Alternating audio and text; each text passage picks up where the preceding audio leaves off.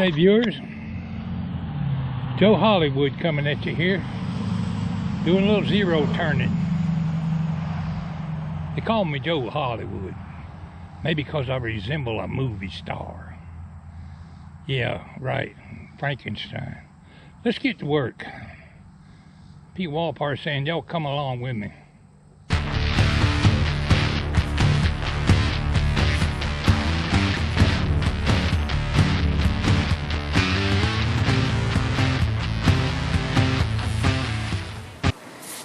Good day viewers, Walter here. Thought I'd do a little bit of a vlog tonight. I'm sitting here in the house resting. I went out and finished cutting the grass today. Well, I cut it again basically to get it down to the right height. I got the whole front yard done in anticipation of a tropical storm or hurricane that's coming this way. And I knew if I didn't get it cut, it would be out of control again by the time the rain goes away from this storm that's coming. We had a bad tropical storm come through back in '94, I guess it was. And it rained for a solid several days around here.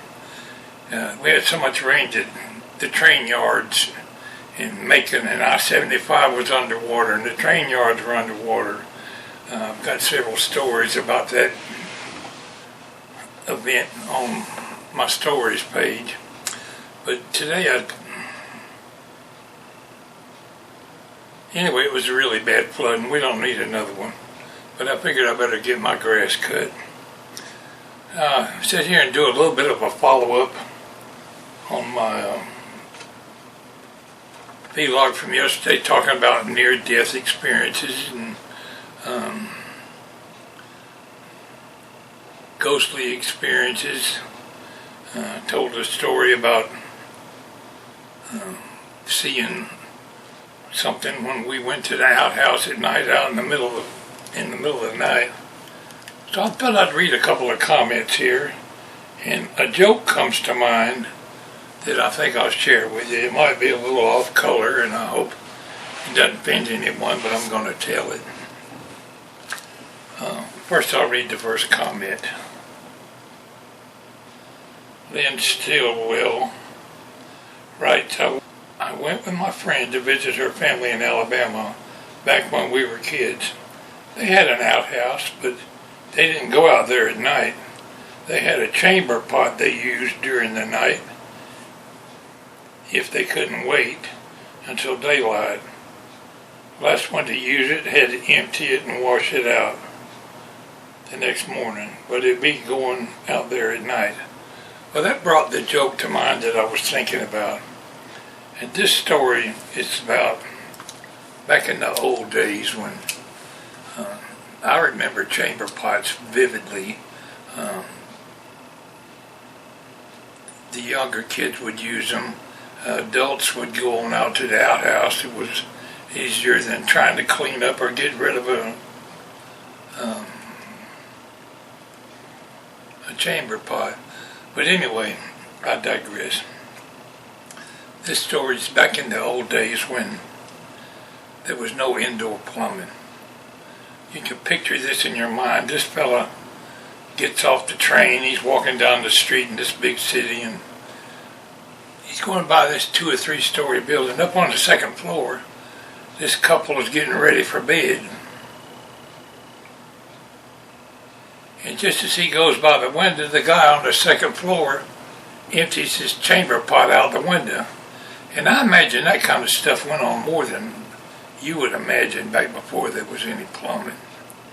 Nobody's going to get up and put their house coat on and go all the way to the outhouse if you live on the second floor.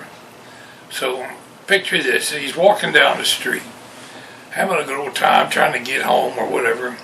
The guy on the second story empties the chamber pot out the window, and it splashes all over him. He looks up and says, "Damn, fella, is that urine?" And that fella hollers down at him, "No, that's my wife's. Mine'll be down in a minute."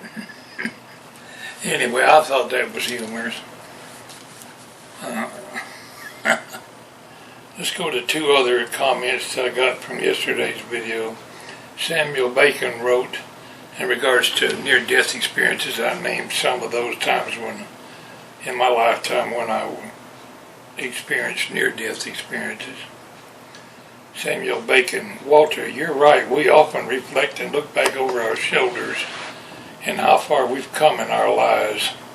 As you and I are both X-ray rodmen, we've experienced a lot and had a lot of close calls. I was on the road for 32 years and eat near every message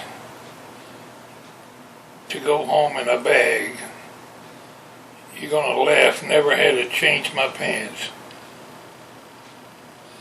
And the theory was, in the icing on the cake, it terminated my employment with the railroad during my job, mind my own business, and that was as far as the other side, outside the railroad.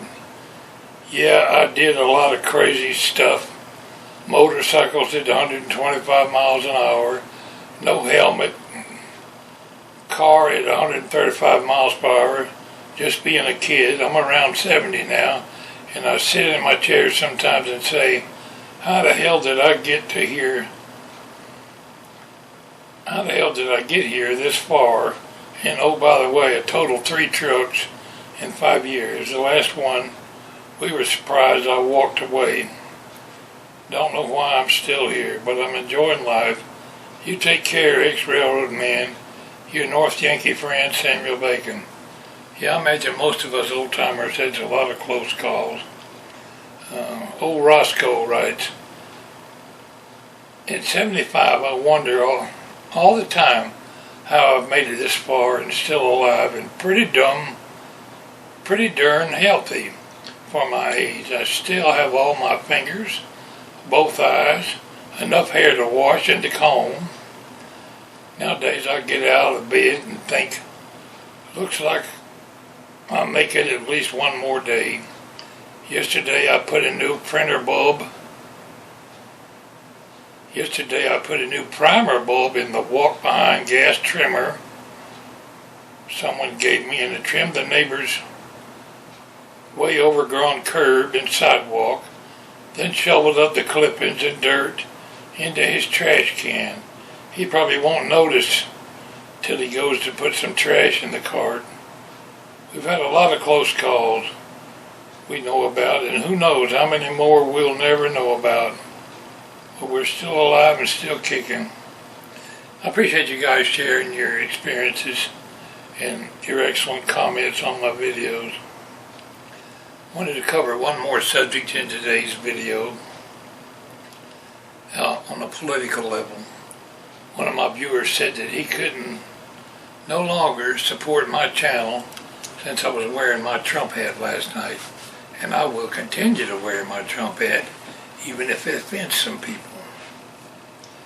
I haven't told my viewers how to vote, although I have come out in support of Donald Trump on the Republican side. You're perfectly welcome to vote for whoever you please. Anyway, I answered him back, and what he had against Trump was, he said, I'm not going to read it, but it's something about Trump was the only one that said all the soldiers were fools or dumb or stupid. And I think that's a lie. I don't think Trump's ever said anything about veterans. Anyway, the guy said he was a veteran and he's not going to subscribe to my channel anymore. And I said, well, I'm a veteran and a patriot and proud of it. And I don't mind telling you I'm in support of Donald Trump. But you, by all means, if you're not a Republican, if you're a Democrat, vote the method of your choice. I have no qualms about it. But don't think that you should be offended if somebody else wants to vote different than you do. No longer support me because I wear a Donald Trump hat. Let me tell you something. I'm proud to wear a Donald Trump hat. I wonder how many viewers out there are embarrassed to wear a Donald Trump hat just simply because they don't want to rock the boat a little bit or have somebody think ill of them. You, by all means, vote for who you please. But I'll continue to wear my Donald Trump hats whether my viewers like it or not. If you're offended by the fact that I'm a Republican, I can't help it. I never was a Republican in the past. I was always a Democrat, but I don't vote Democrat or Republican. I vote for the candidate that I like. If the candidate has done some little minor things wrong, but he's still great for this country, you can bet I'll vote for him. The Biden administration never done anything to suit me. And with these migrants coming to this country, robbing and killing, collecting Social Security and welfare checks that they're not entitled to, I've got no sympathy for them. Call them undocumented aliens or whatever. I'm not going to get no more into that, except that I personally don't agree with a darn thing the Biden administration has ever done for this country. They've done nothing but run our cost of living out of sight. I'm getting a little winded here, so I'm going to quit talking about it. Vote for who you please. Next time I'm wearing one of my Donald Trump hats, if it offends you, I'm so sorry. But I'll continue to wear what I want on my head. Y'all take care. This is Pwalpar, wishing all my viewers well. Yeah.